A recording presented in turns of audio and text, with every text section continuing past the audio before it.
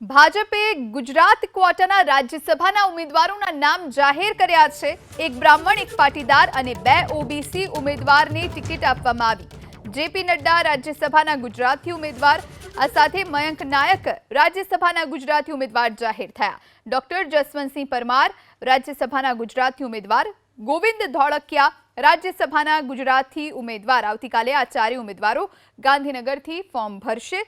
ચારે ઉમેદવારનું બિનહરીફ થવાનું નક્કી છે। કોંગ્રેસનું સંખ્યાબળ ઓછું છે, જેના કારણે બિનહરીફ થવાનું આ ચારે ઉમેદવારોનું નક્કી છે।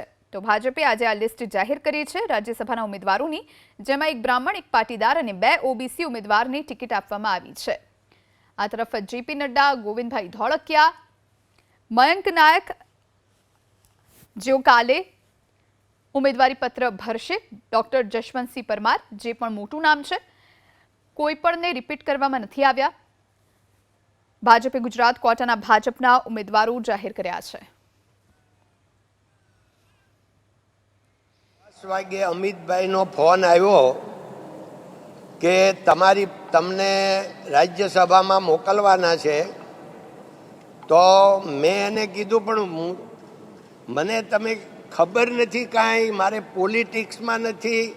તો કે તમે આમાં પોલિટિક્સ નથી, રાજ્યસભા એ રાષ્ટ્રની એક સેવા કરવાની છે અને અમે રાષ્ટ્રની સેવા કરી એટલે અમે ને નરેન્દ્રભાઈને જેપી નડ્ડા સાહેબે ત્રણેય નક્કી કર્યું છે।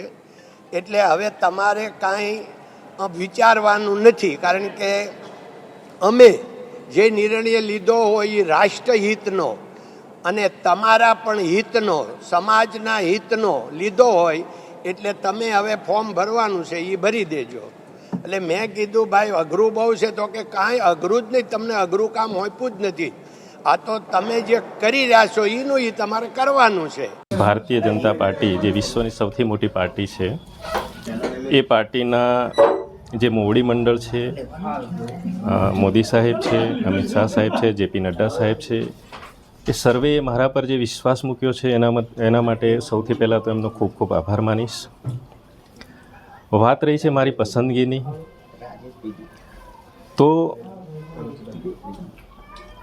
મારી પસંદગીના આધારે એક વાત નિશ્ચિત થાય છે કે જો ખરેખર સાચા અર્થની અંદર કોઈ પાર્ટીની અંદર લોકશાહી ચાલતી હોય તો એ ભારતીય જનતા પાર્ટી જ છે। અને આપણે જો નિષ્ઠાથી કામ કરીએ છીએ કોઈ પણ, તો તેનું ફળ અવશ્ય મળે છે।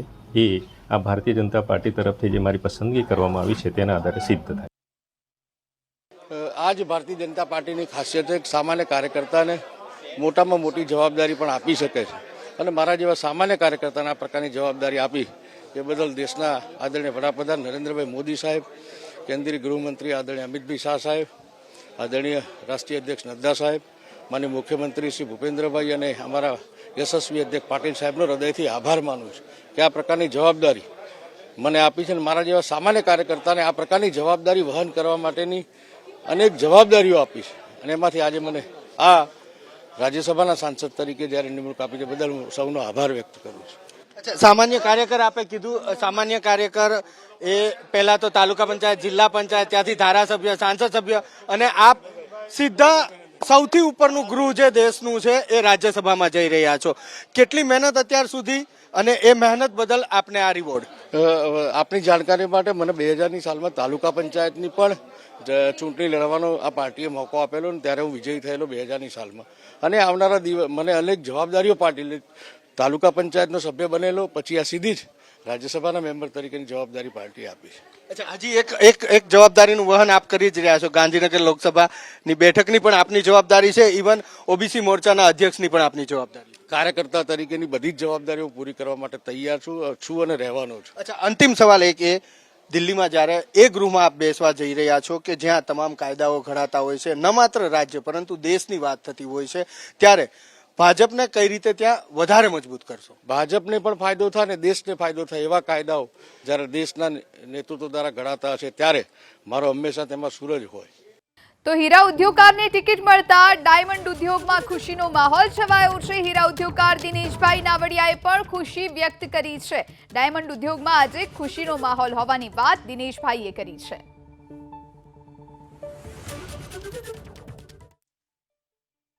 1965થી ચાલુ થયેલી આ ડાયમંડ ઇન્ડસ્ટ્રીને ક્યારે પણ રાજકીય પ્રતિનિધિત્વ મળ્યું નહોતું. ઇન્ડસ્ટ્રીના તમામ ઉદ્યોગપતિઓ, કારીગરો, રત્ન કલાકારો હોય, ટ્રેડરો હોય, એની એક જ માંગણી હતી કે ડાયમંડ ઇન્ડસ્ટ્રીમાંથી કોઈને રાજકીય પ્રતિનિધિત્વ મળવું જોઈએ.